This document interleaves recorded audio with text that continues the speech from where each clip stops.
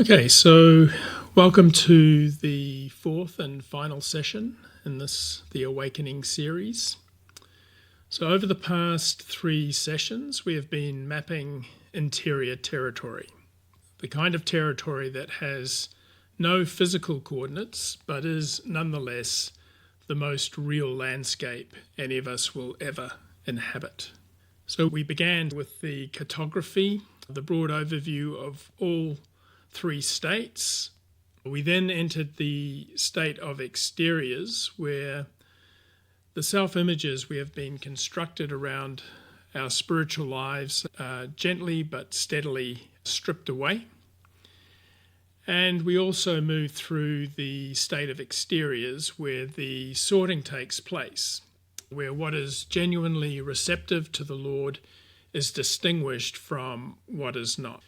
So the heaven and hell text deals with this in terms of spirits of different qualities, so evil and good spirits, whereas logopraxis deals with this through extracting the principles and applies those to the different quality of states that we all experience. So the process moves toward a slow but steady opening up of what is opposed to heaven. This needs to be gradually exposed. So concealment and self-denial are stripped back, bringing a realization that the states associated with the hellish proprium are exactly as the word describes them, and that these states, being hellish in nature, cannot be improved, they can't be converted to what is good or reformed. So this acceptance diminishes the motivation to maintain false appearances. So these spirits or spiritual states proceed toward their destined place in hell, residing at the outskirts of the mind. For those states that cannot be elevated into the heavenly life, the second state is also said to be effectively the third, or their processing is completed at that stage. So Heaven and Hell 512 states the following: the third state of man after death, that is, of his spirit, is a state of instruction. This state is for those who come into heaven and become angels. It is not for those who come into hell, because such are incapable of being taught, and therefore their second state is also their third, ending in this, that they are wholly turned to their own love, thus to that infernal society which is in a like love. And so now we arrive at the third state, the state of instruction. This is the state that has been the goal and destination of everything that preceded it. It is the state in which the mind that has been cleared, sorted, and humbled is now ready to receive something, not as information stored in the memory, but as life itself. So the title of this session is The Architecture of Awakening. And the image on the slide captures something essential about what we are exploring. So notice that the diagram shows layers or concentric structures.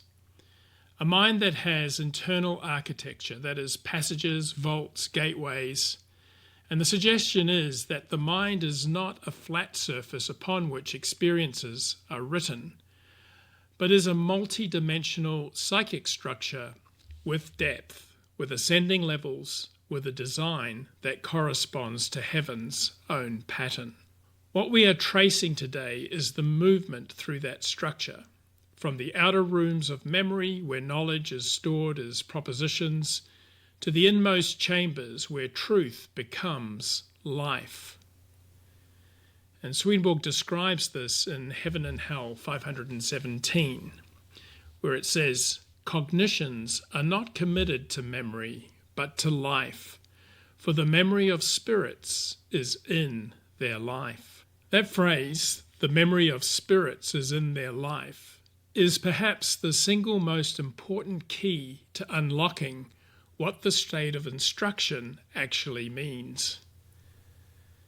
So let us begin We trace the path through its stages, looking to examine what genuinely distinguishes heavenly instruction from the learning we have encountered in the world, and then work carefully through the practical tools and the community structures that Logopraxis has developed to support an image of this third state in the here and now of our practice. So let's begin by placing the state of instruction in the context of the complete journey, the path of ascent through all three states.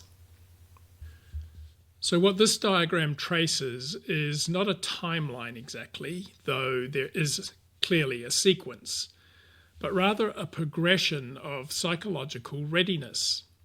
Each state opens what the next requires. The state of exteriors is described here as stripping away self-images to expose the core loves driving them, a recognition of the hellish proprium. So we spent an entire session on this. The experience of the first state is essentially one of recognition, seeing the scaffolding for what it is, the comfortable spiritual identity, the self-image of the practitioner, the persona constructed around external religious participation. All of this is gradually revealed as exterior coating, and beneath it, the quality of the loves that have been running the show. So the state of interiors then continues with the work at a deeper level, the sorting of internal states, through the practice of the core disciplines of self-examination and repentance. That which cannot be reformed is shunned so that what is of a heavenly quality can be received and the Lord acknowledged. This is what brings about the reorganization of the interior landscape. The states oriented towards self and the world progressively move to the periphery. The states genuinely receptive to the Lord's goods and truths move toward the centre. But notice what the state of instruction is described as: a state of open receptivity. The mind is prepared to receive specific heavenly truths tailored to its unique disposition. So we constantly need to remind ourselves that heaven isn't a place spirits are let into or kept out of. It is a state of receptiveness, and receptiveness is dependent on the structure of the mind. Without changes to the very structures of our minds, whereby the word becomes its centre and life, the changes needed for reception just can't happen. Open receptivity. This is a profoundly different quality of mind from what we begin with. We begin practice with a mind that is opinionated, defended, full of fixed frameworks, attached to its own conclusions.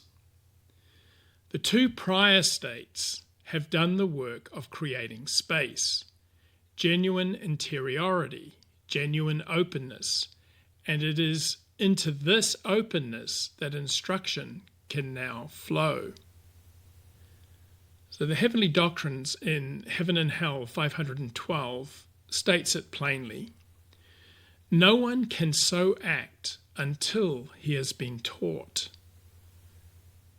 There is nothing spiritually condescending in this. It is simply a recognition that the mind must be in a particular state before certain truths can land in it. Instruction regarding heaven can't be received where states hell-bent on defending the sense of self arising from the infernal proprium are active. You cannot pour new wine into old wineskins. The proprial understanding of what is good and true is drawn from the word and its values. As such, it is more often than not intrinsically opposed to what is genuinely good and true from the Lord. The first two states bring forth the good ground receptive of heavenly truths, and instruction is what fills it. Again from Heaven and Hell 512. Spiritual good and truth are learned, not from the world but from heaven. They can be learned from the Word and from doctrine of the Church that is drawn from the Word. And yet, unless man in respect of his interiors, which belong to his mind, is in heaven, spiritual good and truth cannot flow into his life. So this sequence also answers the question practitioners sometimes raise. Why doesn't the Word seem to be working? Why do I read the same passage again and again and feel nothing has shifted? Often the honest answer is that the work of the prior states have yet to run their course to completion. The mind is still organized around a false self-image that cannot receive instruction. The clearing comes first, and this is not a failure. It is the process unfolding exactly according to what is orderly. So let's look at what makes heavenly instruction so fundamentally different from anything we encounter in the world. The critical distinction between memory and life. So this table maps one of the most significant distinctions in the writings about spiritual development, and one that has direct, immediate implications for how we understand our logopraxis practice. What is earthly instruction? Primarily, earthly instruction is subject to the fallacies of the senses. The text, in dealing with the state of instruction, is focused on what is held to be good and true. And, as we alluded to in the previous slide, notions of good and truth held naturally and spiritually are more often than not opposed to each other. This is because natural or earthly instruction regarding what is good and true goes no further than the memory where it is available to be used to shore up and protect the false self-image identified with the infernal proprium. It is available for recall, for discussion, for intellectual engagement. It can be drawn on to project an image of external goodness, what is morally and civilly acceptable. But this kind of knowledge, no matter how factually accurate, remains fundamentally external.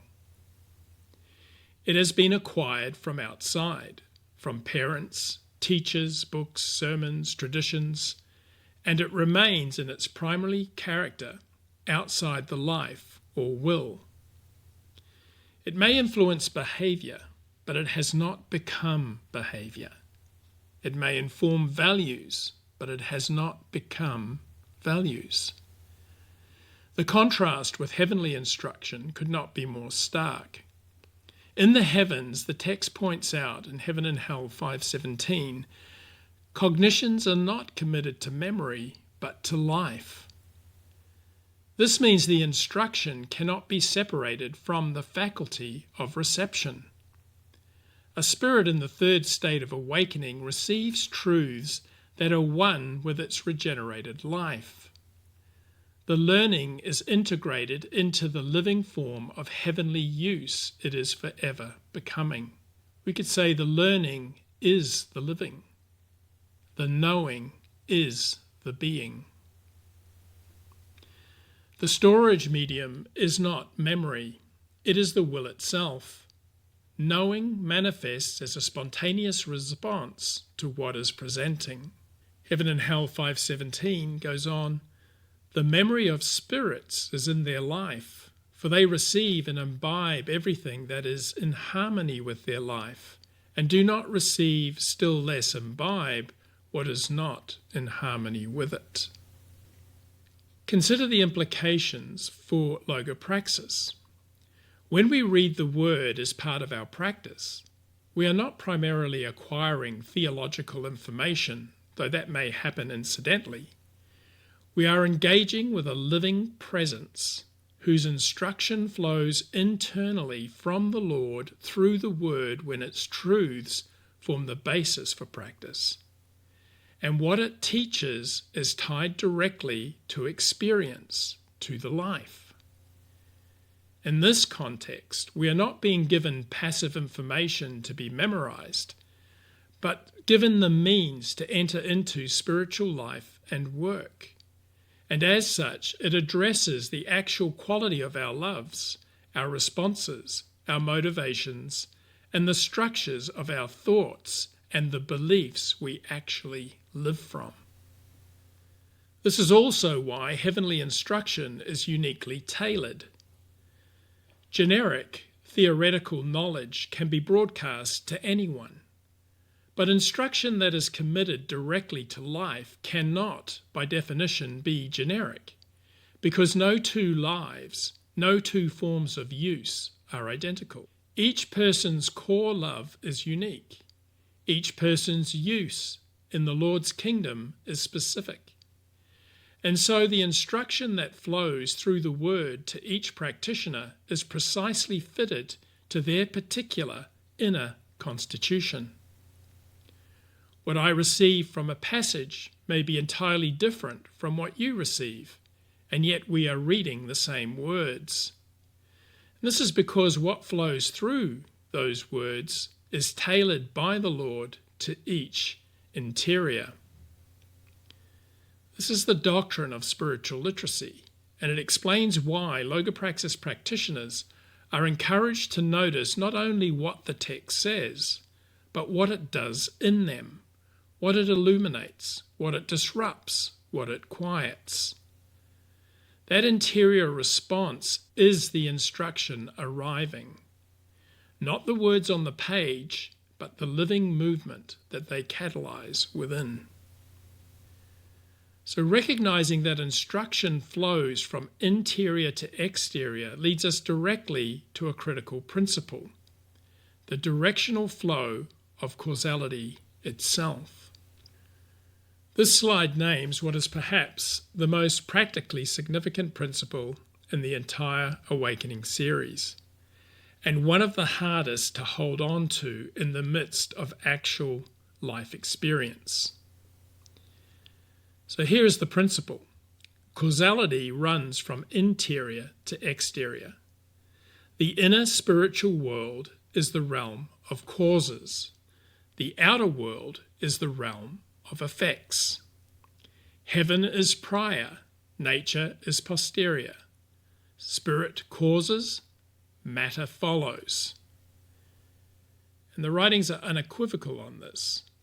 The Arcana Celestia number 3721, subsection 2, it states, posterior things cannot flow into prior things.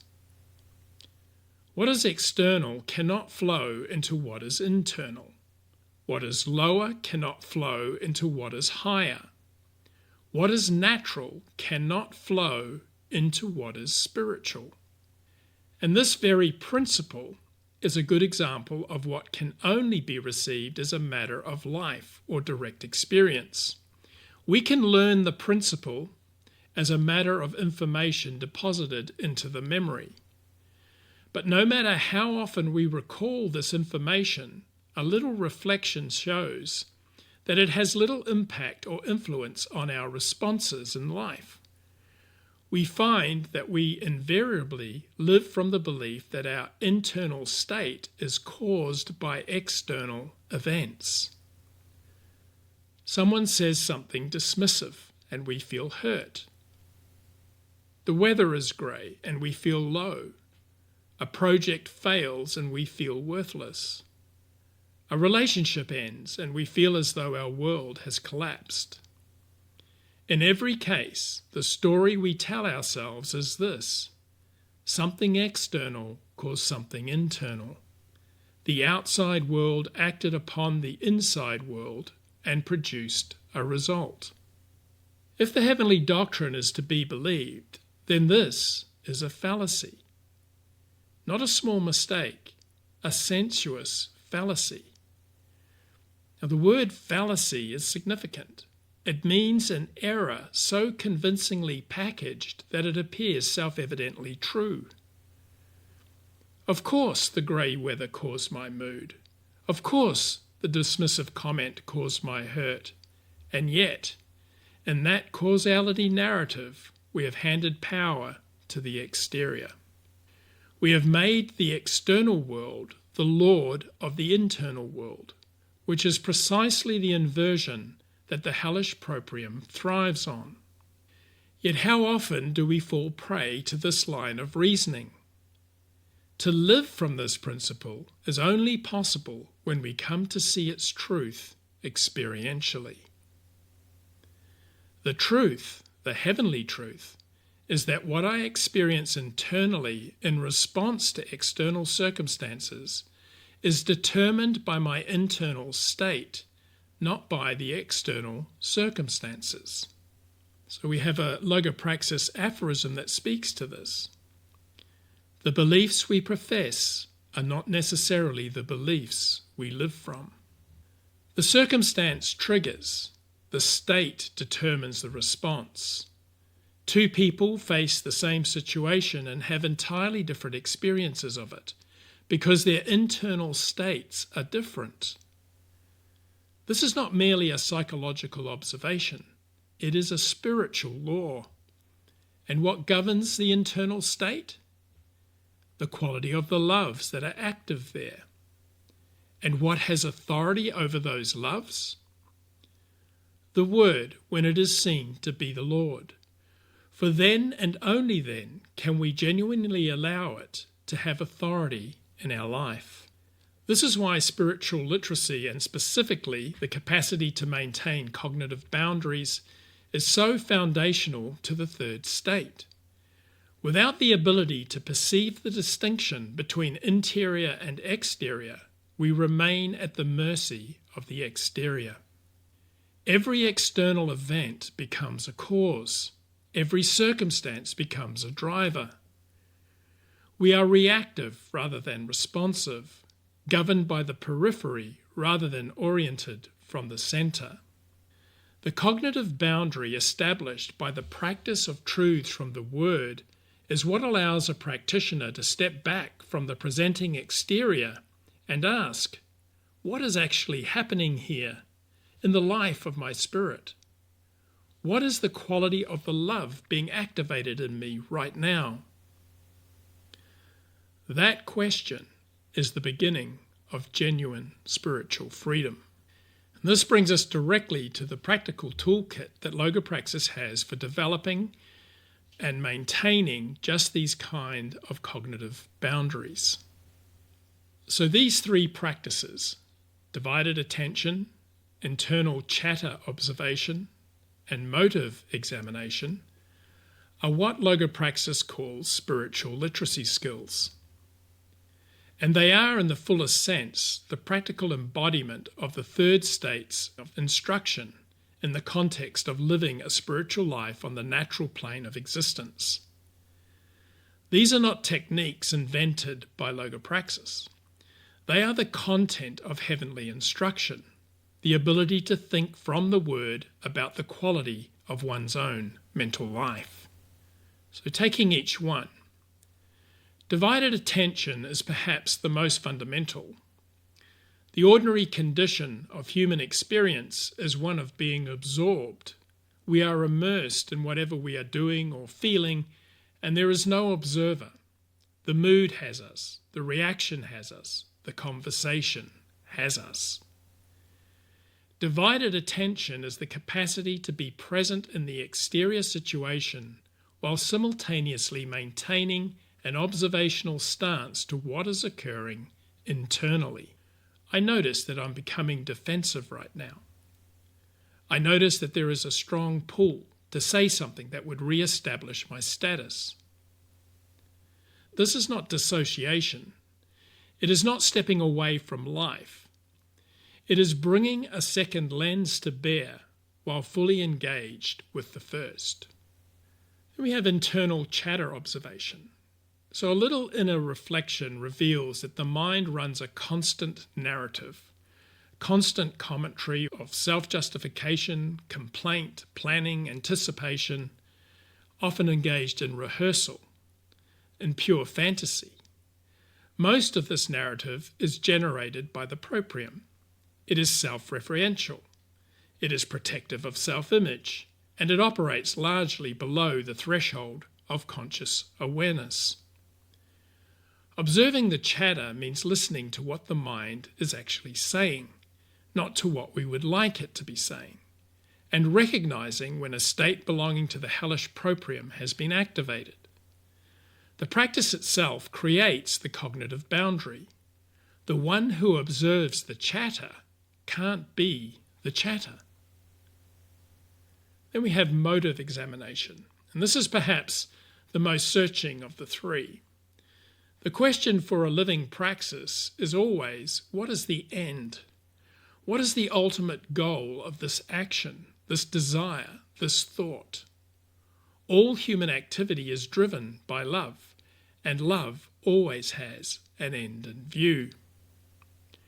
So motive examination traces a response back to its source.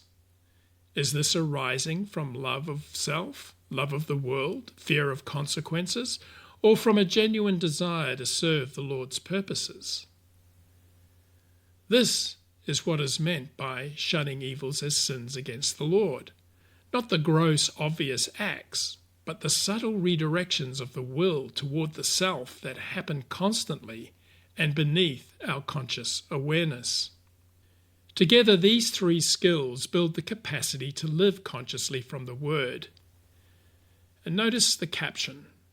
A life in accordance with doctrine drawn from the Word opens the spiritual mind, allowing light from heaven to flow in. The opening is the result of the practice. We don't create the light. We open to it by working with what we have been given. So as these skills develop, something significant begins to shift, not just in how we work, but in the entire orientation of our spiritual life. So this slide names something that can be easily missed in the Awakening series, and missing it would fundamentally misrepresent what the third state is for. The first two states of awakening are necessarily inward focused. They are work that must be done. The examination of self-images, the recognition of the hellish proprium, the sorting of interior states, all of this has the self as its primary object of attention. What are my loves? What drives me? What is running through my states of mind that I have not yet seen? What in me is orientated toward the Lord, and what is not? These are the questions of exteriors and interiors, and they cannot be bypassed. They constitute the preparation without which nothing else can happen. But if the work stops there, if the practice becomes permanently focused on personal regeneration, something has gone wrong. The first and second states are not destinations. They are preparation for the third, and the third state makes a decisive shift in orientation. It moves from the self looking inward to the self looking outward in service. The common good becomes the goal, the ability to support the spiritual growth of others and the community as a vehicle to do that becomes the primary activity. Heavenly truths are now acquired and applied not primarily for the sake of one's own purification, but in service of the Lord's universal end, the salvation of all and a heaven from the human race.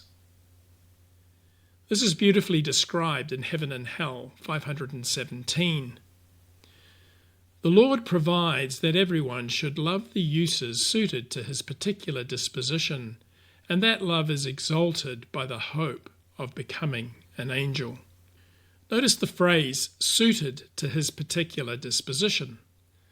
The movement from inmost to outermost with its focus on the good of the whole does not mean everyone does the same thing or that individual differences are dissolved. Quite the opposite. The unique gifts, sensitivities, and capacities for each person are precisely what equips them for their specific use in the Lord's kingdom. The shift to outward focus does not erase individuality. It consecrates it through orientating it away from the personal toward the universal. In the context of Logopraxis community life, This shift has a very concrete expression. It is the moment when a practitioner moves from asking, "What can I get from this group and this practice?" to asking, "What can I contribute? How might I support the practice of those around me? How does my engagement with the Word serve not only my own regeneration, but the life of this community?" This is not a shift from self-care to self-neglect. It is the natural unfolding of a love that has been enlarged beyond its original boundaries. The inward focus was never selfish in a crude sense. It was necessary. The outward focus is its fulfillment. So what does it actually look like when truth and use come together in a living act? So this next slide maps the anatomy of that moment. There are two things that must come together for a use, in the full heavenly sense of that word, to exist. First, there is the affection of truth, the love of spiritual understanding, the desire to know what the word teaches and to grasp how it applies to one's life. This is the intellectual and affective engagement with the word, reading, reflecting, listening, sharing, applying. Second, there is the affection of use, the individual's unique love for the particular form of service they are equipped for. As we have seen, not everyone's use is the same. One person's use may be teaching, another's may be listening, another's may be practical organisation, another's may be financial stewardship, another's may be patient, loving support of those moving through difficult states. Whatever it is, when these two affections are separate, something is incomplete. Truth without use remains in the memory as information. Use without truth becomes mere worldly activity, good-hearted perhaps, but not carrying the specific weight of the Lord's work in the regeneration of souls. The critical statement in Heaven and Hell 5:17 is, "The affection of truth is so conjoined with the affection of use that they act as one, and thereby truth is so implanted in use that the truths they learn to know are truths of use." Truths of use, not truths about use, not truths that support use, truths of use, truths that have been so fully integrated into the activity of serving that they cannot be distinguished from it. Every Logopraxis life group is a place of experiential instruction in those spiritual processes involved in regenerative praxis. To participate in the direct experience of group life centered on the Word is to receive instruction in how to be with others. To be intentional in focus brings attention to what's presenting so that knowledge and action become one in the response. What is practiced in a group has the potential of opening a new way of being in every sphere of life. Consider the surgeon who loves both the art of surgery and the service of healing does not have two separate activities, the knowledge and the doing. In the best moments, they are one. The spiritual practitioner who genuinely loves both the word and the spiritual formation of their community does not have two separate activities, the reading and the serving. In the third state, they are one. This is what it means for truth to be committed to life. It has been so thoroughly integrated into the fabric of what a person does and loves that it can no longer be separated out as a proposition stored in the memory. It is the structure of their charity. It is the pattern of their responses.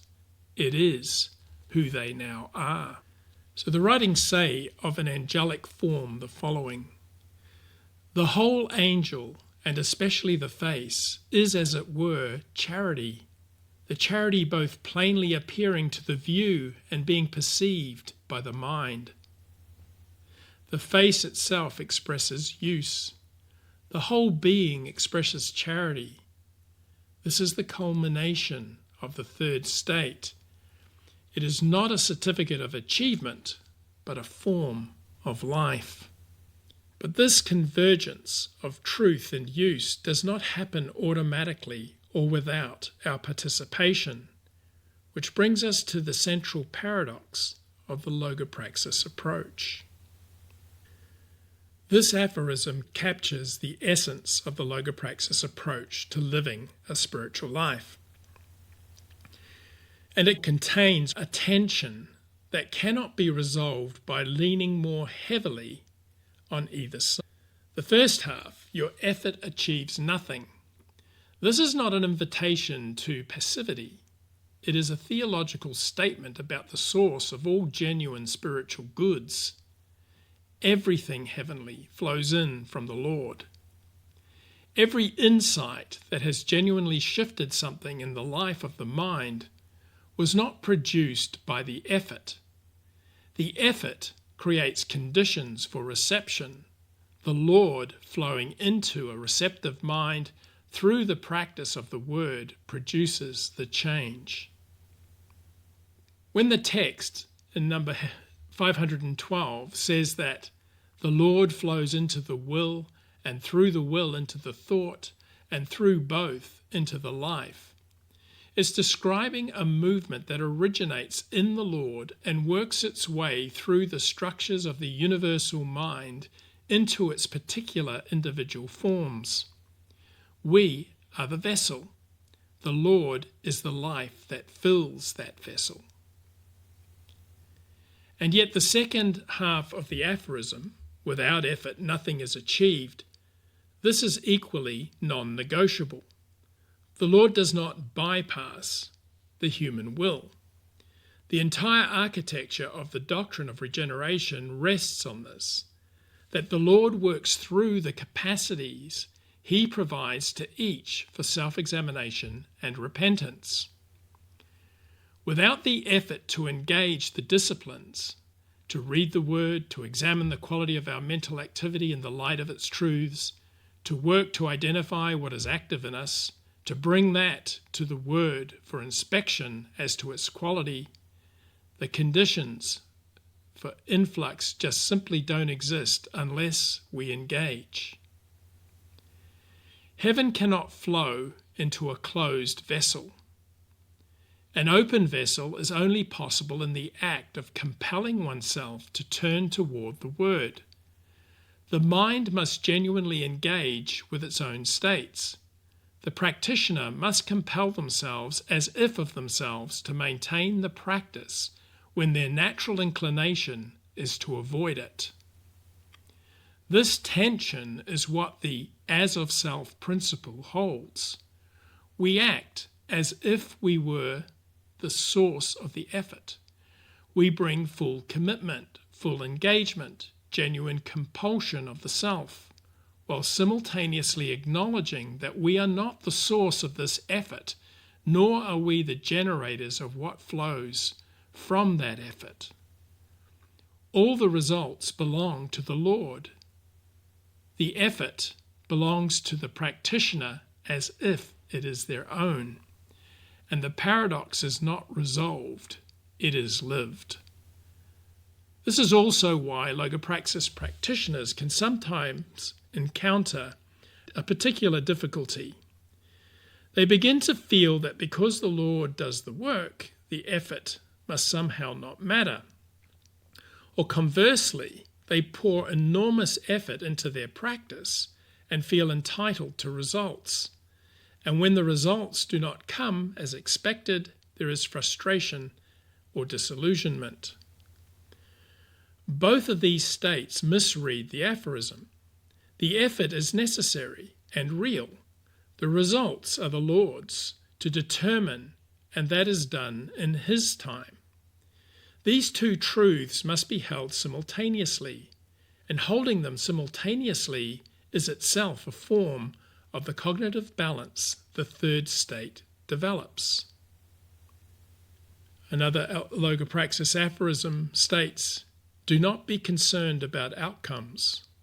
We work with what's arising in the moment and leave all outcomes to the Lord." All of these elements, the reading, the self-examination, the effort, the sharing, come together in what Logopraxis has structured as a continuous cycle of practice.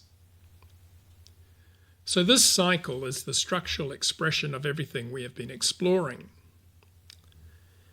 Point 1, reading the Word. This is the entry point, but not in the sense of beginning each cycle from scratch. We enter the reading already shaped by previous cycles, already carrying questions, insights, and unresolved observations from the last round of self-examination and sharing. The reading is therefore never neutral. It is an encounter between the living Word and a practitioner who arrives with specific interior material. The Word finds what is there and addresses it. Heaven and Hell 5:16 says that all the instruction is done from the doctrine drawn from the Word, and not from the Word apart from doctrine. Then there's self-examination. This is where the reading becomes practice. This is the stage of giving the Word authority in our life, not merely as a text to be admired or interpreted, but as a living instrument for examining the quality of our own states of mind. This is where the spiritual literacy skills come in: divided attention, internal chatter observation, motive examination. The practitioner takes the spiritual principle they have been working with, their task for the practice period, and applies it as a lens to everything that arises in daily life. What does this truth illuminate when turned on my actual responses today? Again, another aphorism states, "We come to the Word thinking we are studying it, only to find that the Word is actually studying us." The etymology of the word understanding is interesting in this respect. This word, understanding, originally meant to stand under, specifically to stand under the authority of a text or a teaching. This meaning has, by and large, been lost in its modern meaning, which is to have mastery over something. How different these two meanings are: to have authority over the text, or allowing the text to have authority over us. This is a crucial question in Logopraxis. Third part of the cycle, life group sharing, is where the practice becomes communal.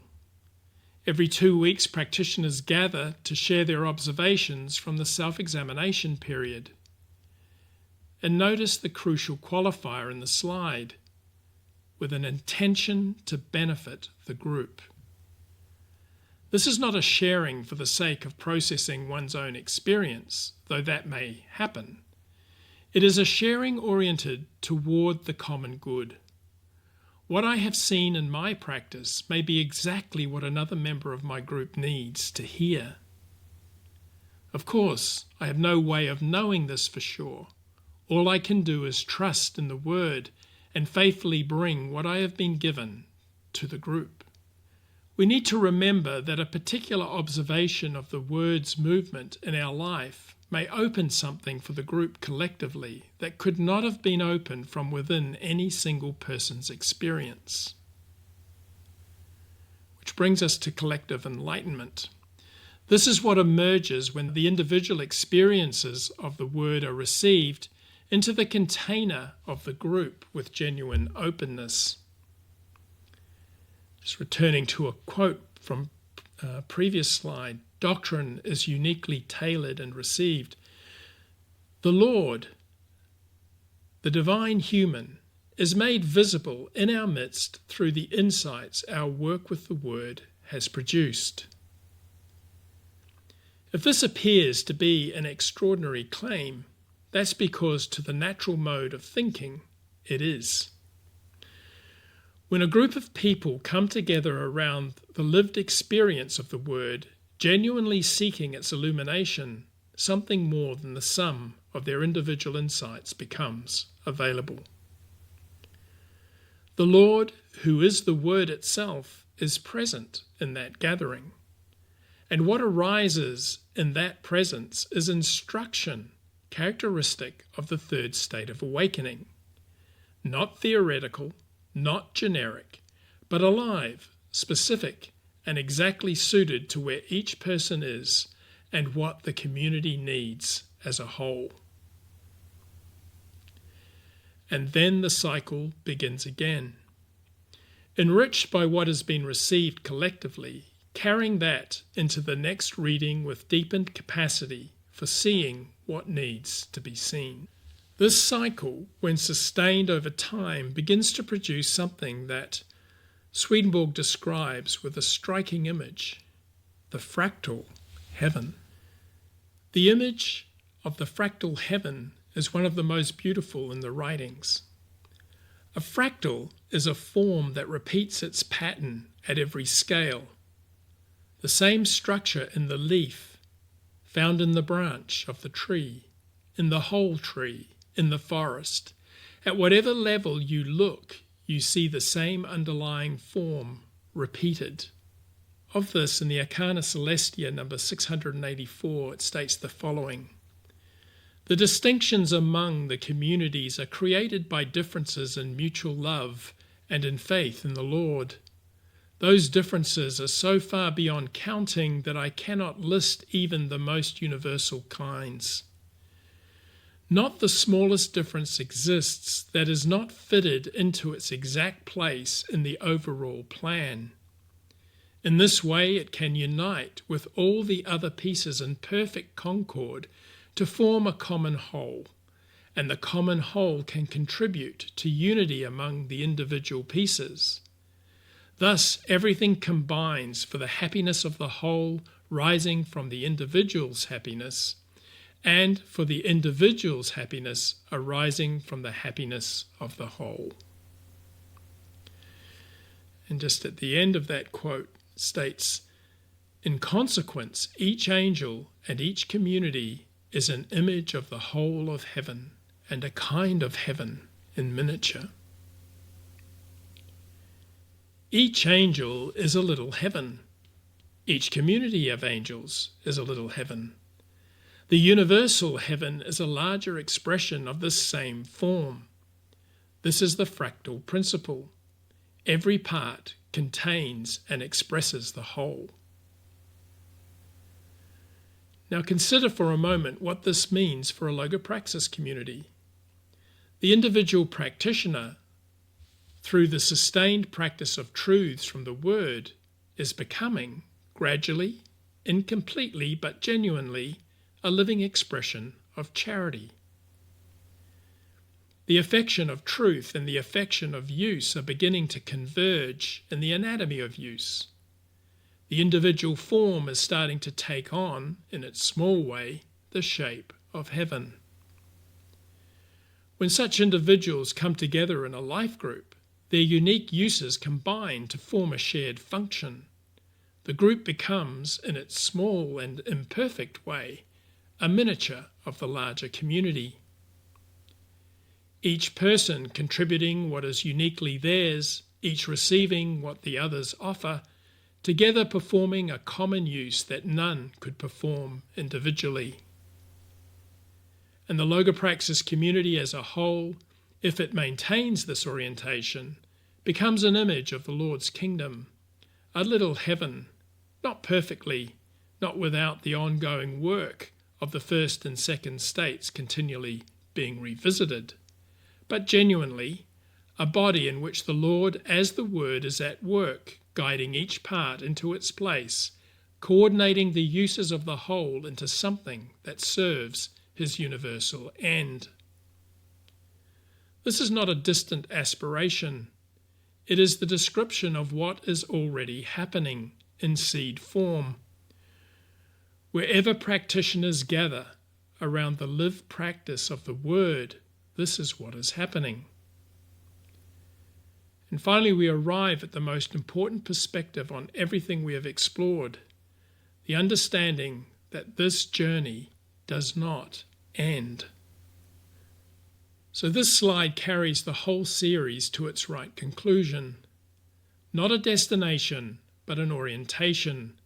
Not an ending, but a deepening. The states of awakening that we have traced, exteriors, interiors, instruction, have been presented as sequential, and they are sequential. There is a genuine progression. The first state prepares for the second prepares for the third.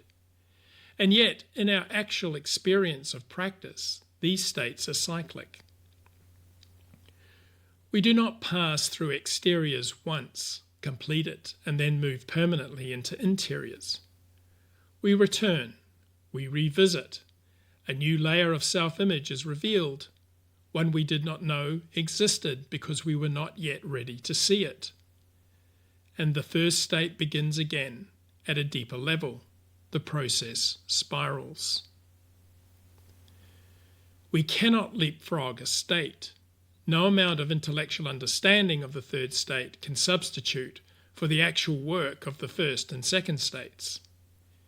You cannot read your way into the state of instruction. You cannot think your way there. The passage from childhood to adolescence to adulthood does not happen by reading books about adulthood. It happens through living. In the same way, the passage through the states of awakening happens through the lived engagement with the Word, through the individual practice of the Word, through the collective experience of the Word working in people's lives, through the patient application of truths to the actual texture of the life being lived. So just coming to what's written on the slide here. These states, whilst presented as linear and progressive in nature, are also cyclic in our experiences of them. Our regeneration and instruction is an eternal process, one that is always moving into deeper states of seeing what it is the Word as the Lord is offering for us to see. The process is eternal. It is not completed in this lifetime, nor is it arrived at as a fixed achievement. It is always moving, always deepening, always finding at the new depth the same fundamental encounter, what resists and what saves. And that encounter is with the Word, which is the Lord Himself. In Him was life, and the life was the light of men. So this is where the series ends, and it ends with a beginning, because the Word that we are placing at the center of our practice is not merely a text. It is a living presence. It is the Lord Himself extending His life and light into the structures of the human mind, illuminating what has been in shadow, drawing us gradually through the states of exteriors, interiors, and instruction into a life that increasingly corresponds to heaven. And the path? It is the same for all of us, however different its particular shape in each life. It is to return again and again to the Word, to bring ourselves with all our incomplete seeing, our half-reformed loves, our imperfect community before the living text, and to allow it in its mercy to show us what it has to show us, to see what resists and what saves, to be carried through to the next state. We leave this journey now with the following teachings.